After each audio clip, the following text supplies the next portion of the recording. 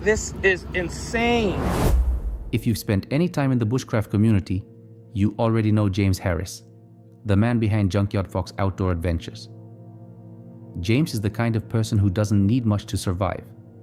A few sticks, some dry grass, the right knowledge, and he'll sleep comfortably in places most people wouldn't even stop their car. May 22nd, 2021, West Texas. James had one simple plan for the day: build a primitive shelter from scratch and spend the night in it. No tent, no modern gear, just the desert, his hands, and his skills. The first half of the day went exactly as planned. He worked the shelter, got a fire going, cooked a simple meal. A brief rain came through, nothing unusual for the area, but by nightfall, the structure was done. James settled in. Desert silence, open sky. Everything exactly how he wanted it. What happened next, nobody planned for. Somewhere deep in the Texas night, a truck pulled up close, and then a gunshot cracked through the darkness. His truck window shattered. Take a look. Okay, folks, so change of plans. I was asleep for 2 hours. Then I woke up to a truck driving nearby, and they shot my truck. They legitimately shot the windows on my truck. People I don't know. This is crazy. Look, these are my windows. This is insane.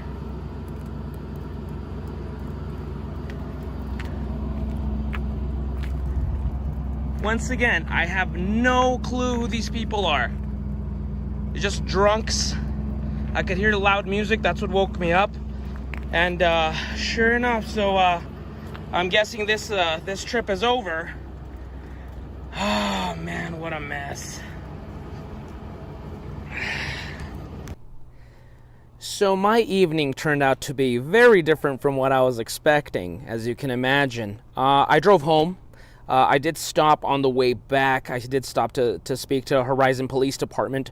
Unfortunately, I did not have a description of the vehicle. I mean, keep in mind, guys, I'm half asleep. It was like the only light was moonlight at the time. So they took off by the time I got to my vehicle. But man, I cannot believe it. I don't even know these people, you know? I'm not involved in any gang activity or anything like that, so what a mess, man. Boy, that's a bummer. So here's my windows. Here's my truck right now. Man, that sucks. Just completely random. I don't know these people. I'm just sleeping in my little shelter, minding my own business. And look at that. And I didn't even get to bring down all this stuff that was meant for the Arizona trip that we didn't get to really do. Now all this glass is on our wool blankets, our sleeping bags. Man, that sucks. James was not hurt. And in the grand scheme of things, that's the only thing that truly matters. But the damage was real. 3 windows shattered. Both door windows and the rear windshield gone. What should have been a quiet night in the desert turned into hundreds of dollars in repairs and a story he never expected to tell. What happened next said something powerful about the people around him. His community rallied. Strangers and followers came together and helped him cover the cost. In the middle of something senseless, a genuinely human moment. But here's what stays with you. No answers, no closure. All James could tell us, and all he could tell the police, was this. A loud, rowdy group of men in a pickup truck pulled up next to his vehicle in the middle of the night. They fired several shots, and they were gone before he could see anything useful. Who were they? Did they know someone was out there in that desert? Did they even care? We don't know. And that might be the most unsettling part of this entire story. The Wandering Woodsman is a channel built on one simple thing: a love for the forest. Long walks, new trails, hidden corners of woodland that most people never bother to find. Monday afternoon, October 6th, 2025. Valley View Trail, Pennsylvania.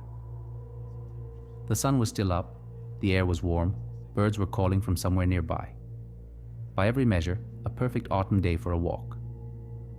Nothing about it felt wrong for the moment. Take a look. Yeah, I think this big rock here will make a nice little break spot. This is no hiking, backpacking in the national forest, but even these little hikes are good. If this is all you can do, there's no problem with that at all. Just get out there and enjoy the outdoors. It doesn't have to be some big grand adventure. It can just be some local place near you that has beautiful trails in the woods. There's a little bit of road traffic down there, no big deal. Sometimes people get in their mind that they have to go to to super popular, amazing places. I mean, those places are cool to visit, but your local trails are also deserving of a hike too. I mean, I'm the only one out here today, and a little bit warm, but out here at the top, it's a cool breeze. Little bugs have left me alone for now, but yeah. Just get out there, folks. Just get out there and enjoy the outdoors. He takes a moment, breathes it in, and like someone who genuinely means it, he looks into the camera and tells you to get outside, to walk, to find your own trail, to stop making excuses. Then he moves on. More forest to cover, more ground to explore. He believed he was alone out there. No other hikers, no voices, just trees, trail, and the sound of his own footsteps. He was wrong. Let's continue. We start heading down the long climb down. Oh my gosh, there's a guy in this. That is creepy. There's a guy in just his underwear up here. Well, that was unexpected. I'm not sure if you saw any of that on camera. I didn't want to film as I got closer, obviously, but just some dude, caught a glimpse of him. A little bit more than a glimpse. I mean, he was basically wearing, a pair of thongs for underwear. Literally. I mean, I saw full cheekage and a lot more than I wanted to see elsewhere. As soon as he saw me, though, he put on like a pair of shorts. I'm not sure what was going on there. That is a first for me. I just walked right past him. I didn't say anything. Like, what in the world's going on there? I don't know. I thought this was going to be a nice little, let's go for a short little walk video, but oh boy.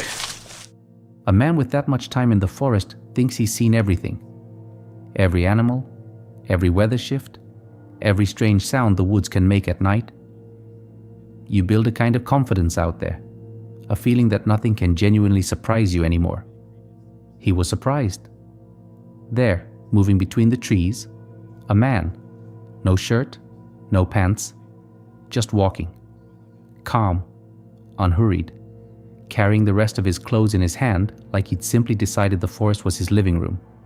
No river nearby, no lake, no logical reason to be undressed in the middle of a Pennsylvania woodland on a Monday afternoon. The footage isn't crystal clear. He's partially hidden behind the tree line. But it's clear enough. You can see him. You can see the way he moves. And that almost makes it worse. Because what you're left with isn't shock. It's questions.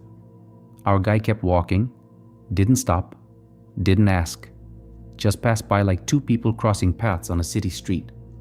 So we're left with nothing but the image. Who was he? Why was he undressed out there? Did something happen to him? Something that forced him out of his clothes? Was he in trouble? Did he need help? Or was this simply something the forest decided to keep to itself? What do you think? Drop your answer in the comments below. I genuinely want to know. Jeff Williams has spent over 40 years underground. As a geologist and gold prospecting expert, he's explored more mines than most people will ever see in a lifetime. For him, lowering a camera into an old shaft is routine. Just another way to read what the earth is hiding. Tonopah Historic Mining Park, Nevada. A site with over a century of history buried beneath it. Jeff lowers the camera down. Standard procedure. Nothing unusual, except what comes back up on that footage. Nobody expected. Take a look.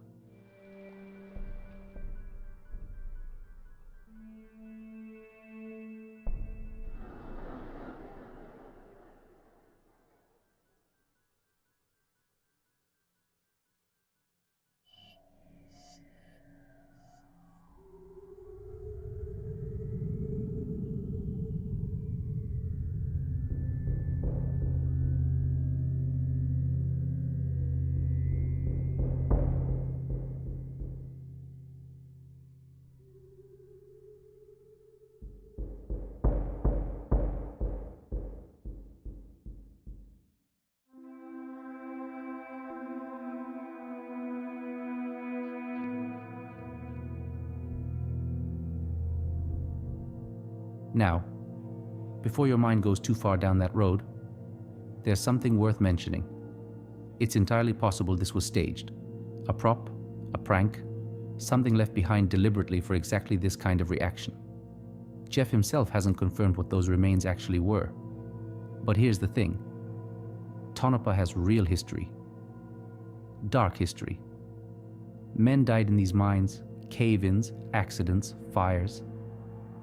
Not everything that went down came back up. Staged or not, something was down there.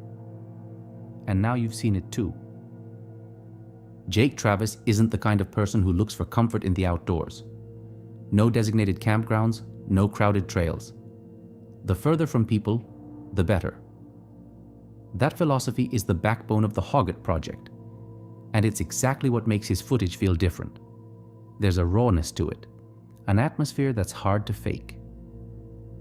February 2nd, 2025. Jake and his brother decide that what they need is a night by the water. Fire, food, late night fishing, and good company. Simple enough. The spot they choose has a name. Dead End. Jake gave it that name himself, not randomly. The place has a history. Strange sounds that don't belong to any animal he can identify. A persistent, heavy feeling of being watched from somewhere inside the tree line. He's been here before. He knows what this place can do to you after dark. They arrive at dusk, set up camp, get the fire going, and cook something to eat. Two brothers doing exactly what brothers do in the woods. Then they decide to push further in and explore the surroundings. Just the two of them, and whatever else was already out there. Let's see how the night unfolds. This is where I used to go all the time fishing, but it's all overgrown now.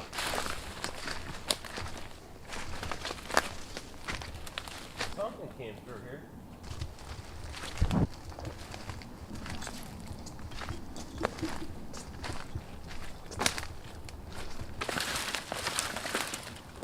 Might be the end of the line.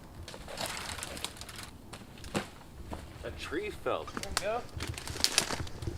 Does it open up?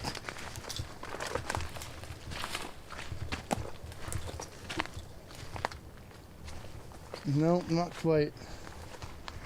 Let me show you live if you can see it. Yeah, another 100 feet. It's not like there's a pot of gold over there, though.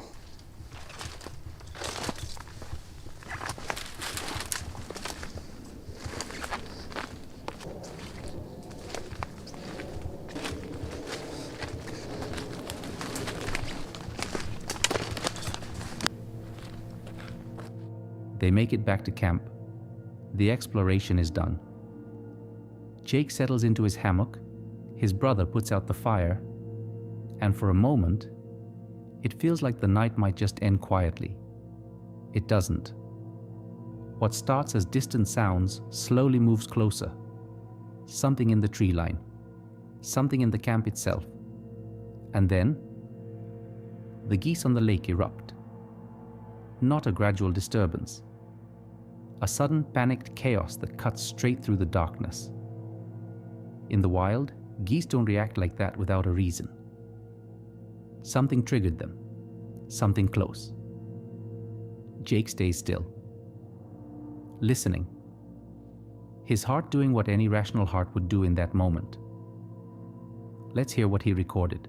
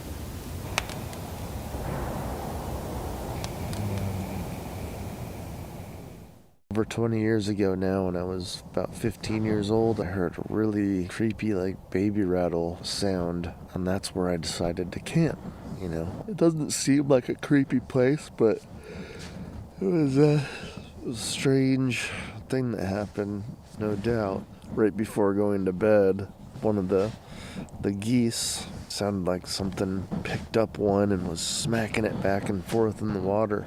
Glad that didn't come this way. It's about 7 a.m. and I'm probably gonna get up soon, even though it's not light out. Throughout that night, the forest around Jake's camp never went quiet. Water dripping into the lake, branches snapping under something heavy.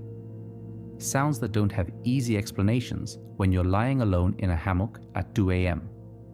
And then, at some point, something that sounded like a growl.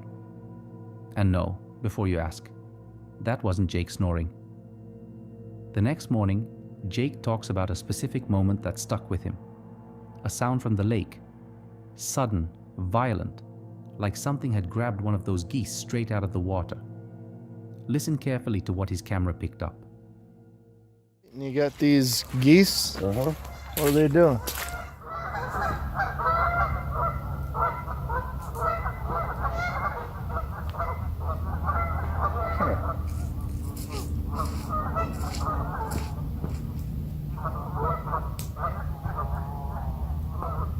Oh, heard that. Hear that? What's slapping the water? Whatever was out there that night, it didn't come for Jake. Whether it was a wild animal working the shoreline, a person moving through the darkness, or something that doesn't have a clean explanation, he made it through. But here's the thing worth sitting with. In the wild, a bear or a wolf pack doesn't announce itself. It doesn't give you time to think. And Jake, suspended in his hammock, wrapped up for the night, would have needed every second he didn't have to understand what was happening. He got lucky. Or whatever was there simply wasn't interested. Either way, the forest kept its secret one more night. Jordan, Lola, and Emily run a YouTube channel together. Simple premise. New content every Monday. Except after what happened on this particular night, that Monday upload never came. The three of them decided to take a walk into the woods near their home, after dark, just for fun, or at least, that's how it started. 2 regular flashlights, a radio flashlight they believed could pick up signals from the other side, phones for extra light, and a camera to catch whatever the night had to offer. What they were looking for, nobody can say for certain. The thrill of it, maybe. The feeling of standing in a dark forest and daring something to happen. Something happened. The footage is full of laughter. But listen closely, because not one of those laughs sounds like it belongs to someone who's actually comfortable. Every single one of them sounds like what it really is. 3 people using noise to push back against something they can't explain. These are the moments that stood out. Wait, I'm seeing like a skinwalker. Oh my gosh, I hate skinwalkers. Why would you say that? I'm sorry. Why would you say that? I'm sorry, it's a joke. Should we keep walking? Guys, do you think this mirror's trying to tell us something? Guys, this is terrible. Why are we...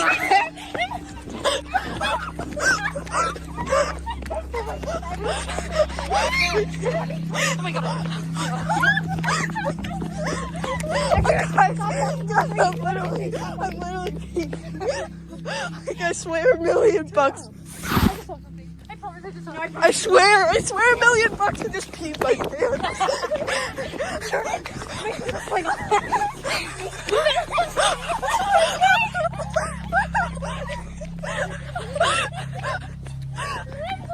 Hunter. This is terrible. It sounds like Frank Sinatra. Did you hear it? I thought it just said I'm always, and I thought I was gonna say watching. Scary sound. We have used the radio a couple times. We're gonna switch to the next equipment, which is a flashlight that only turns on when you move it, like it's broken. So we're gonna put it on the floor and see if it turns on. I think we need to go back there. Which means something touched it. I swear I just heard a footstep. No, when we were running, I thought I heard a footstep. Yeah. Guys, when we were running, I heard a whisper behind us. No, you didn't. I swear. Well, are you? What is that? Okay, what? There's something there, I promise. Do you see that? It's like black. It's actually there.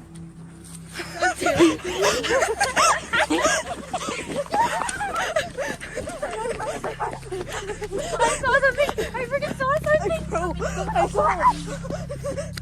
Okay. No, guys, So this is currently where it's all on. this is where all the stuff, Dad it's and on. Lunar stuff is. If it turns off, okay. No, It just. guys, Oh my stop. god, Okay, guys. turn on if there's a spirit here. Okay, guys, my flashlight turned off. Stop. Holy, Don't okay, turn on your it's going like flashlight. crazy. Don't turn off your Okay, flashlight. what the heck was?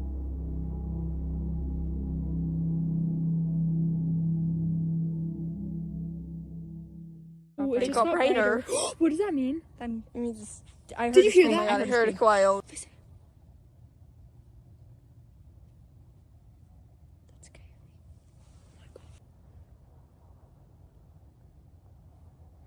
If the camera doesn't hear him. Do you guys hear the coyotes? So we've been trying to use this for a long time. It was working at first. It was working at first and now it's not doing anything, which is kind of creepier because that means that the flashlight is not just like broken and always twitches. That means that like something was touching it. Of everything that happened that night, the flashlight is what stays with you. Sitting on the ground. Nobody is within reach of it. And yet, on, off, on, off. A touch-sensitive light that requires physical contact to activate, behaving as though something was there.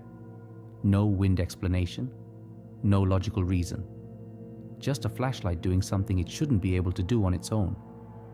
But before the three of them could sit with that thought for too long, the woods around them had something else to say. Coyotes. Close enough to hear clearly. And whatever mystery the flashlight represented, a pack of coyotes in the dark is a threat that doesn't wait for explanations. They moved. Different location. Fresh start. Maybe whatever was happening back there would stay back there. It didn't. The flashlight hadn't finished with them yet. What did it actually? It just turned off, I promise. I'm gonna shit my pants. Did you see that? Yes, I saw it. Okay, turn on, Lola, your flashlight. Turn on if they are friendly. Turn on if they're unfriendly. Okay, so maybe it's a good one. Okay, wait. Turn off if you are evil spirits. Turn off if you're a nice one. Turn off if you are a nice person. Guys, we asked too many questions. What Yeah, did we have to turn give off it for? time. Nice one, and turn off for the nice. I heard something. Yeah, wait, I actually heard. Jordan, stop. We're gonna trip on a coyote, bro. I heard something walking behind me. Stop. My shoe. Okay, we're done. The flashlight does it again. Same behavior, different location, no explanation that holds up. And that's the moment the three of them decide they've had enough. Whatever this night was supposed to be, fun, content, a little thrill, it had become something else entirely. They run. Not a dramatic movie-style sprint. Just three girls moving as fast as they can through a dark forest, trying to put distance between themselves and something they can't name. One of them loses a shoe in the chaos. Another one goes down, hits the ground, gets pulled back up. They make it home safe and with a story that most people their age will never have. After this video, Jordan, Lola, and Emily haven't posted anything new. Maybe they needed time. Maybe the night shook them more than they let on. Or maybe, and this is the thought you'll fall asleep with tonight, whatever was turning that flashlight on and off in the dark wasn't done with them either. We don't know, and neither do they. If you want to see more stories like these, the subscribe button is right there. It's free. And you can always change your mind. And before you go, 3 more encounters are waiting for you on the screen right now. The most recent one I put together, one YouTube thinks you'll enjoy based on what you've watched, and a full playlist if you want to keep going. Stay safe out there.